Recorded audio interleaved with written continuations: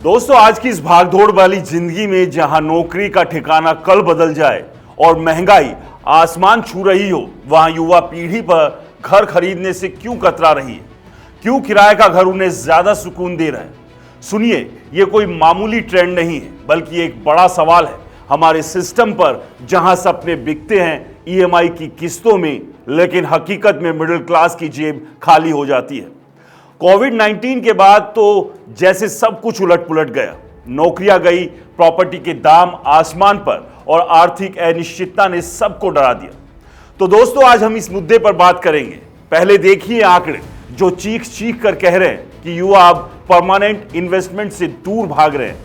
2025 की एक रिपोर्ट बताती है 36% टेनेंट्स अभी भी रेटिंग को इजी ऑप्शन मानते हैं, जबकि 64% खरीदने की सोच रहे हैं।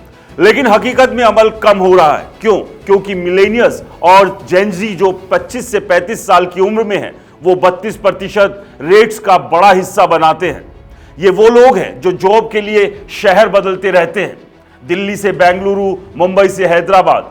रेटिंग फ्लेक्सिबिलिटी देती है, जहां ईएमआई की चेन नहीं बंधती।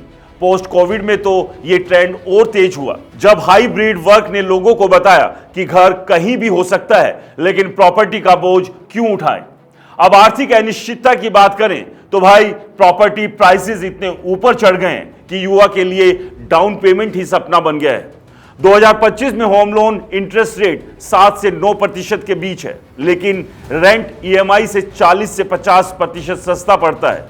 सालाना रेंट हाइक 5 से 10% होता है, लेकिन वो भी ईएमआई की किस्तों में बेहतर लगता है, जहां 15 से 30 साल की कमिटमेंट है। कोविड के बाद जब लाखों नौकरियां गई, लोगों ने देखा कि जॉब स्टेबिलिटी क्या चीज है। Student loans, high interest rate और इकोनॉमी अप्स एंड डाउन्स ने युवाओं को सोचने पर मजबूर किया, क्यों न रेंट करके पैसे इन्वेस्ट करें स्टॉक में या ट्रैवल में। एक स्टडी कहती है कि युवा इंडियंस अब रेटिंग को लाइफस्टाइल चॉइस मानते हैं। फ्लेक्सिबिलिटी और लिक्विडिटी के लिए मेट्रो सिटीज में रेंट 7 से 10% बढ़ने वाले हैं और अगले 5 सालों में, लेकिन फिर भी मेंटेनेंस का झंझट नहीं, रीलोकेशन इजी और प्राइम लोकेशन में रहने का मजा, यह सब खरीदने से बेहतर लगता है।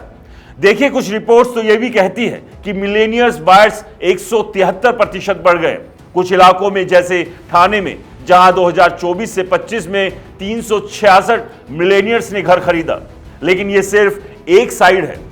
ओवरऑल ट्रेंड युवाओं का रेंट की तरफ झुकाव दिखाता है, क्योंकि हाई प्रॉपर्टी प्राइस और जॉब मोबिलिटी उन्हें रोक रही है। सरकार के इंसेंटिव्स हैं, टैक्स बेनिफिट्स हैं, लेकिन मिडिल क्लास युवा के लिए ईएमआई 30 से 40% इनकम से ज्यादा नहीं होनी चाहिए, वरना जिंदगी बोझ बन जाती है। पोस्ट कोविड में ब्रोकर अवॉइडेंस बढ़ा, ऑनलाइन पोर्टल्स पर शिफ्ट हुआ और रेंट इंक्रीज से 30% लोग हैदराबाद में घर बदलते हैं।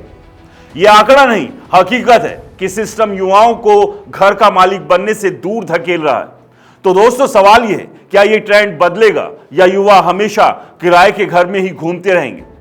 अगर सरकार प्रॉपर्टी प्राइस पर कंट्रोल करे, अफोर्डेबल हाउसिंग बढ़ाए, तो शायद बात बने। लेकिन फिलहाल रेटिंग ही युवाओं का सहारा है। अगर आपको लगता है कि घर खरीदना चाहिए या रेंट बेहतर है, तो कमेंट्स में बताइए और चैनल को सब्सक्राइब करना और वीडियो को लाइक करना बिल्कुल ना भूलें। नमस्कार।